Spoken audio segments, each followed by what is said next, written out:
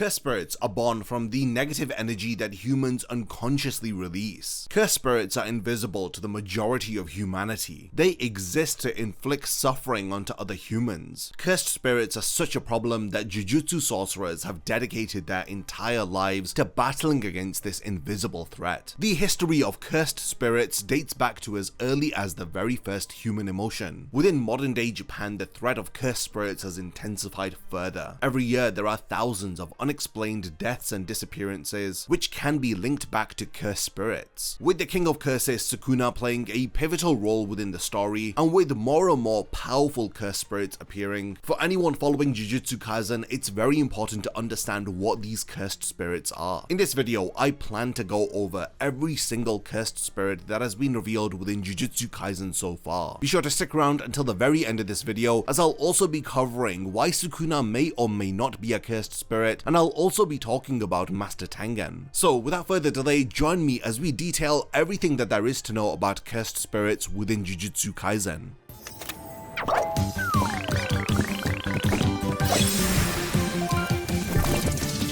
Discover the Undead Collection and be amongst the very first to join us on our journey over at getsuga.com.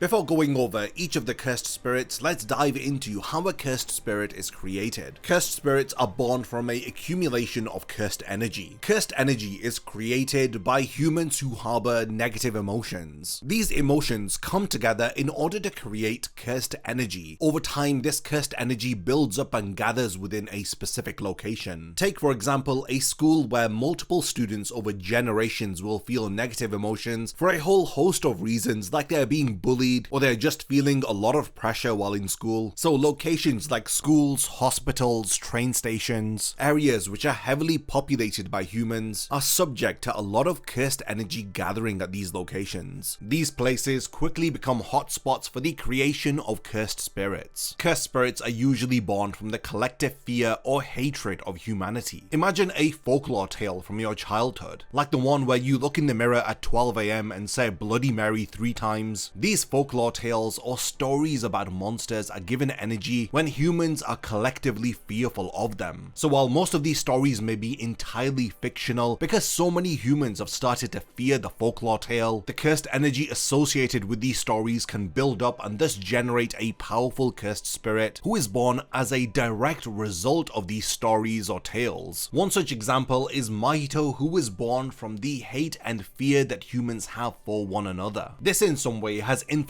Mahito's personality, since he enjoys nothing more than to sadistically play around with the emotions of humans. Over time, some cursed spirits can develop a consciousness of their own and even have intelligence. These cursed spirits are usually born from a long-standing or a widespread negative emotion associated with human beings. Like I just mentioned, Mahito was born from the hatred that humans have for one another. Another example is Hanami, who is a special graded cursed spirit, and she was born from humanity's fear and mistreatment of the forests. Now, Jujutsu sorcerers who are killed without the use of proper Jujutsu techniques may one day return as a vengeful cursed spirit. We had seen this happen during the Culling Games arc, when Naoya Zenin had returned as a vengeful cursed spirit. Let's begin by talking about one of the first special grade cursed spirits that we see in the series, and these of course are finger bearers. A finger bearer is born from a cursed womb, and these are generated when a cursed spirit consumes one of Sukuna's fingers. During the gestation period within the cursed womb, finger bearers are visible to even non-sorcerers. This makes them incredibly unique amongst other cursed spirits who are typically invisible to non-sorcerers. When a finger bearer is born, they immediately initiate a innate domain, which in itself is an early form of a domain expansion. The innate domain allows the finger bearer to alter the dimensions of the place where they are born. These cursed spirits have a lot of raw power thanks to Sukuna's fingers. Not only do they have high levels of cursed energy, they also are very intelligent and cruel, as they emulate the sadistic personality of Sukuna. Finger bearers have been shown to manipulate as well as project the cursed energy in powerful, unrefined blasts, as well as being able to create barriers. Finger bearers ominously linger around the place where they are born, and they attack anybody who dares to intrude within their innate domain. The very first time that we see a finger bearer is during the Fearsome Womb arc. This is where Yuji and Megumi encounter a finger bearer within a juvenile detention center. The finger bearer causes a lot of trouble for the two of them, but thankfully with the intervention of Sukuna, the finger bearer proved to be no match against the King of Curses. The finger bearer was capable of a high level of cursed energy manipulation, which included combining its punches with cursed energy, as well as firing explosive projectiles made up of cursed energy, and lastly it was able to negate Megumi's 10 Shadows technique by forcing out a massive amount of cursed energy to the surroundings. Next up we have the unregistered, special graded cursed spirit called Hanami. Like I mentioned earlier, she was born from humanity's collective fear of land-based natural disasters. Because of the origin of its birth, Hanami is connected to nature, leading to the cursed spirit resorting to violence in order to protect it. Hanami is one of the natural disaster cursed spirits who desires to rid the earth of humans in order to return it to a purer state, where cursed spirits rule over the world and tend to the welfare of Mother Nature. Hanami has been heavily influenced by the other cursed spirits that it works with, like Mahito and Jogo, and through them Hanami has learnt to really savor the thrill of combat. Being a special graded cursed spirit, Hanami has some insane powers and abilities, like crazy levels of strength and speed, with insane amounts of durability, as well as the power to manipulate cursed energy. This allows Hanami to generate and manipulate cursed plants and to perform attacks via its innate technique Disaster Plants. This enables Hanami to create the illusions of cursed plants into reality. These cursed plants are created by Hanami and then controlled with cursed energy. Via Disaster Plants, Hanami is able to use 4 abilities. The first is Roots, where Hanami can create roots from the ground, which they pretty much have complete control over, including the length of the roots and the number of roots that appear. Hanami has used this power to impale their opponents, as well as to grab onto and restrain them. The next ability is Wooden Ball, where Hanami uses cursed energy in order to create one or multiple wooden balls. These balls can extend out multiple sharp branches, which the cursed spirit uses to target and stab its opponents. Hanami's third ability is called Cursed Bud, which allows them to fire flower buds onto their opponents, which devour their cursed energy. Hanami has the option of launching one bud or multiple buds by creating a bouquet of them. If a bud is attached onto a Jujutsu sorcerer and they utilize more cursed techniques, the buds then extend out their roots deeper into their body. Hanami's fourth ability is called Flower Field, which allows it to manifest a circle of flowers around its opponents as it inflicts them with a curse that takes away their desire to fight. This ability was even able to momentarily distract Gojo, which proves just how powerful it is. Hanami is revealed to have a domain expansion, but very little is known about it, aside from that it has a guaranteed hit ability via a beam that Hanami charges with their left arm. Hanami attempted domain expansion during their fight against Aoi, Todo and Yuji, where we had seen them charge up the flower that is on their shoulder with cursed energy, but Hanami was interrupted, so we didn't get to see the full extent of their expanded domain. Moving on to the next natural disaster cursed spirit, we have Jogo. Jogo is an unregistered special grade cursed spirit who works alongside the likes of Mahito, Hanami and Dagon. Jogo was born from the negative emotions that humanity has associated with volcanoes or fire related disasters. Jogo is very prideful and arrogant, and he is easily irritated. He also holds a very strong conviction that cursed spirits are the true forms of humans, believing that cursed spirits are born from pure, unhidden negative emotions, unlike humans who typically hide their true nature by wearing a mask of positivity. Jogo is pretty powerful, as Kenjaku had compared Jogo to the same level of strength as 8 or 9 fingers of Sukuna. While Jogo was no match for the likes of Sukuna or even Gojo, he did demonstrate that he was stronger than a lot of the talented sorcerers and even other special grade curses. Jogo's innate curse technique is called Disaster Flames. This enables him to create highly concentrated flames made up of cursed energy. His ability enables him to create small volcanic openings within the surroundings, as well as being able to generate and shoot flames from the palms of his hands. Jogo has a couple of fire-based abilities. The first is called Ember Insects, as Jogo manifests tiny flying insect-like curses from the volcanic opening at the top of his head. These insects have really big stingers which they attack their opponents with. When the stinger makes contact with Jogo's opponent, the Ember Insect detonates in a fiery explosion. In addition to this, Jogo also has a maximum technique, which is called Maximum Meteor. This is where he manifests a gigantic gigantic flaming meteor which he fires towards his opponent. We see Jogo utilize this within chapter 115, where he had destroyed a large portion of Shibuya with this technique. Sukuna had even admitted that he would have been badly injured if Maximum Meteor had made contact with him. Jogo's domain expansion is called Coffin of the Iron Mountain. Within his domain, he recreates the deadly environment of a volcano. Coffin of the Iron Mountain allows Jogo to incinerate anybody trapped within his domain without even making direct contact with them, thus making this domain expansion one of the most formidable lethal domains in the series. Jogo takes part in multiple major battles, but he meets his match ultimately after he underestimates the power of human sorcerers. Next, we have another unregistered special grade cursed spirit, and it's none other than Dagon. This is another natural disaster based cursed spirit who is born from humanity's fear of water based disasters. Dagon was initially introduced to us as a cursed womb, which ended up evolving into a fully fledged cursed spirit during the Shibuya incident arc. As a cursed womb, Dagon was docile and very timid, and typically did his best to avoid confrontations. This behavior had changed dramatically once Dagon had evolved, as instead of following the guidance of his fellow cursed spirits, he becomes a lot more assertive and even more aggressive. Dagon demonstrated itself to be very vengeful and prideful after the death of its ally Hanami. This was the catalyst which ended up transforming Dagon from a cursed womb to a proper cursed spirit. Dagon's abilities are linked to its water-based nature, thus allowing him to use cursed energy to manipulate as well as create large volumes of water. Dagon has a large reserve of cursed energy, thus accurately reflecting its special grade status, as he's able to use this cursed energy for powerful water-based attacks as well as to summon Shikigami. Dagon's innate curse technique is called Disaster Tides. This allows him to generate huge waves of water, which he is able to use as a weapon to attack his opponents or even as a shield in order to protect himself. The waves that he had generated were strong enough to overpower first grade sorcerers. Dagon also has the power to manifest man-eating fish as well as sea serpent Shikigami at his will. He pulls these Shikigami out from his body. During the Shibuya incident arc, we had seen Dagon create multiple Shikigami like swarms of piranhas, sea serpents, as well as small sharks. Dagon's Shikigami perfectly complement his domain expansion Horizon of the Captivating Skanda. Dagon's domain is described as a tropical island, and this is where his Shikigami that he creates are benefited with a guaranteed hit mechanism, thus enabling them to bite their prey. Within Dagon's domain expansion, he can also utilize an ability called Death Swarm. This is where an endless amount of Shikigami take advantage of the guaranteed hit mechanism of his domain expansion in order to overwhelm his target and to devour them. Now, the last unregistered special grade cursed spirit is none other than Mahito. Like I mentioned earlier, Mahito believes that he was born from the hatred that humans have for each other. Similar to Jogo, Dagon, and Hanami, Mahito aligns himself with pseudo Geto, and along with his peers, he believes in the eradication of all humans and the desire for cursed spirits to be the rightful rulers of the world. We really get to appreciate the sadistic nature of Mahito when he manipulates Junpei. Like the other cursed spirits that we've spoken about, Mahito has a large reserve of cursed energy, and he channels this into his innate curse technique called Idol Transfiguration. This grants Mahito the power to reshape souls. This in turn disfigures the body of his targets. It also allows him to heal his own wounds or to transform his body parts into weapons, and the limits of Idol Transfiguration are endless, with Mahito being able to transform himself or others into anything. Mahito has 4 other abilities. The first is Soul Multiplicity, which allows him to merge 2 or more souls together, which leads to a reaction stemming from the 2 souls not wanting to merge together. Mahito has an extension technique from Soul Multiplicity called Body Repel. Body Repel takes advantage of the reaction created by Soul Multiplicity. He increases the energy of the souls that he is trying to fuse together, and this results in a larger reaction where the souls that he is trying to fuse repel each other like magnets and fire into the surrounding area. Mahito also has a formidable domain expansion called Self-Embodiment of Perfection. Mahito is able to directly connect to the soul of anybody who is trapped within his domain, thus enabling him to transfigure the soul of his targets without even making physical contact with them. Now this does backfire against Mahito when he traps Yuji within his domain, thus forcing Mahito to touch Sukuna's soul. Mahito also has a couple more abilities. The first is polymorphic soul isomer. By using soul multiplicity, Mahito is able to combine multiple souls within one body. This creates a transfigured human which is able to attack Mahito's opponents of its own accord. Because multiple souls have been used to create this polymorphic soul isomer, it results in its attacks being incredibly powerful, as demonstrated when one of Mahito's isomers was able to strike Aoi Todo and thus pushing him back. The last prominent ability that Mahito has is called Spirit Body of Distorted Killing. This is activated after Mahito had found the true nature of his soul. He had thus unlocked a new, stronger body for himself. While in this evolved form, Mahito appears to be more muscular as well as more monstrous in his appearance. This transformation had made Mahito so powerful that he was completely unrecognizable from his prior self. Mahito's technique Idol Transfiguration is ineffective against Gojo, who can use his limitless technique in order to extend the space between Mahito's fist and his body to an infinite level, thus preventing Mahito from ever making contact with him. Yuji somewhat has a get out of jail free card with Idol Transfiguration because Sukuna vows to destroy Mahito if he ever tries to make contact with his soul. Really powerful Jujutsu sorcerers like Kento Nanami are also able to resist Idol Transfiguration by using cursed energy as a means to shield themselves from Idol Transfiguration. Mahito has very little care or consideration for the value of a human life, and he looks at humans through a nihilistic lens, simply seeing them as vessels for negative emotions and deeming them to be inferior to cursed spirits. I do have an entire video on my channel where I deep dive and break down the character of Mahito, as I believe that he's one of the more fascinating villains within Jujutsu Kaisen, so definitely check that video out after this one. We now move on to cursed spirits that are referred to as flyheads. Now these are very low leveled cursed spirits that are in fact ranked below grade 4 within the Jujutsu world. They are pretty much like irritating flies and are treated more like a nuisance than an actual threat. These low level cursed spirits take on an insect-like appearance and they possess very tiny amounts of power. Flyheads are usually found trapped within boxes sealed with talismans. Jujutsu High takes advantage of flyheads in order to test whether if civilians are able to see cursed spirits or not. They pose such a minor threat that these sorcerers just use them as a tool. Flyheads do have an ability to interfere with the detection of cursed energy. It's for this reason that Toji Fushiguro used to keep several flyheads with him in order to disrupt the senses of Jujutsu sorcerers. Because Toji himself lacked cursed energy, he was able to release a swarm of flyheads which effectively acted as a smokescreen which further masked his presence. Toji had used flyheads in his battle against Gojo, where the flyheads had acted as a chaff grenade, thus interfering with Gojo's ability to use the Six Eyes. While individually flyheads are useless, when a large amount are gathered together they do prove to have some function. We now move on to the Cursed Womb Death Paintings. They consist of a trio of brothers. We'll start by talking about the middle brother called Eso. Like his brothers, he has a deep connection to his siblings, as they each view their bond as an integral part of their existence. This is mainly because the Cursed Womb Death Paintings had been isolated and lived together for over 150 years. Unlike other cursed spirits that we've talked about within this video, Eso does not actually despise Jujutsu sorcerers, and we've even seen him demonstrate mercy during the Death Painting arc when he battles against Nobara. Eso has an insecurity about the face on his back, and he reacts in a very hostile manner if anybody sees it. As with all of the Cursed Womb Death Paintings, Eso has a high amount of cursed energy. He uses this to fuel his innate ability called Rot Technique. With this ability, Eso fires his corrosive blood towards his opponents, as it not only poisons them but begins to decompose their body. Eso also has the power to reshape his blood into different forms, like when he uses his maximum technique, Maximum Winking. By manipulating the blood that is flowing out of Eso's back, he is able to transform the blood into wasp-shaped wings. This enhances Eso's mobility, as well as giving him a method to execute long-range blood attacks. Now, decay is a notable technique from the Death Paintings, and it's something that both Eso and his brother Kechizu can use. It involves infecting their opponent with their blood as a floral pattern appears in their body, thus causing it to rapidly decompose thanks to a special poison found within the blood of Eso Mahito and Kechizu. Next we have Kechizu, who is the youngest brother of the death paintings. Unlike its humanoid brothers, Kechizu's appearance is more monstrous and curse-like. Kechizu is the least mature among the death painting brothers, and he is typically seen to be following the orders of his older brothers, even to the extent of relying heavily on Eso during fights, highlighting how he has a dependency that isn't seen in his brothers. Exactly like Eso, Kechizu has the ability Rot Technique, which allows him to spew waves of rotten blood towards his opponents, thus burning their flesh upon making contact. And like I mentioned earlier, he also has the ability called Decay, which creates a floral pattern on his target's body and begins to decompose it. During the death painting arc, both Kechizu and his brother Eso are tasked with retrieving one of Sukuna's fingers. This results in an encounter with Yuji, Megumi, and Nobara. We now move on to the third and oldest brother of the death paintings, called Choso. Choso is the strongest amongst his brothers, and initially within the story he had aligned himself with Kenjaku and Mahito, but later when he discovers that he has a familiar link with Yuji via their common ancestor Noritoshi Kamo, he instead swaps sides and considers Yuji to be his brother. Despite having immense strength and fearsome abilities, Choso in contrast is pretty calm and reserved. While he was initially seeking out revenge for the loss of his brothers, as the story progresses and he switches sides, we see him become very protective over Yuji, who he accepts as a younger brother. Choso is an incredibly loyal character, with nothing being more important to him than the safety of his brothers. Being the strongest death painting, it's a given that he has an insane amount of cursed energy. Choso has the power to manipulate his own blood with cursed energy, and thanks to him being a death painting, he is able to create more blood as he chooses. We have seen Choso demonstrate multiple abilities since the Shibuya incident arc. Choso's innate curse technique originates from the Kamo clan, and he's the only individual within Jujutsu Kaisen who is able to use the full extent of this curse technique, which is called blood manipulation. Again, it's thanks to him being able to transform cursed energy into blood, which leads to him being in possession of a bottomless amount of blood. This makes him immune from dying from blood loss. Choso's reckless with the way that he utilizes blood manipulation in comparison to other users, but considering what we've said about Choso, it's understandable as to why he doesn't hold back with his blood-based abilities. Choso's demonstrated multiple blood-based abilities, but he frequently uses only 3 of them. The first ability is Flowing Red Scale, which improves the performance of Choso's body. This is done by pumping blood faster throughout his body, thus enabling him to take in more oxygen. By pumping more blood into his body, it also increases the number of red blood cells within his body. This in turn increases his mobility and his strength. Choso's able to add to this ability via Flowing Red Scale Stack. This increases the effects of Flowing Red Scale to another level. By using Stack, he can channel his blood into specific parts of his body, thus enhancing their function. One of Choso's most iconic blood-based abilities is called Piercing Blood. This is a fatal beam of blood that is fired from Choso's hands that are clasped together. Piercing Blood is not only incredibly fast, but it also has the power to pierce through anything. Over the 150 years that Choso has been developing and honing his blood manipulation technique, he was able to come up with an original ability called Supernova. It involves Choso using cursed energy to condense blood to its absolute limit. Choso is able to detonate these small orbs of blood, as well as being able to fire reinforced blood bullets within every direction. Choso also carries forward a lot of the traits of his death painting brothers, like his blood being poisonous. Choso can also utilize Winking, which is an imitation of his brother Eso's maximum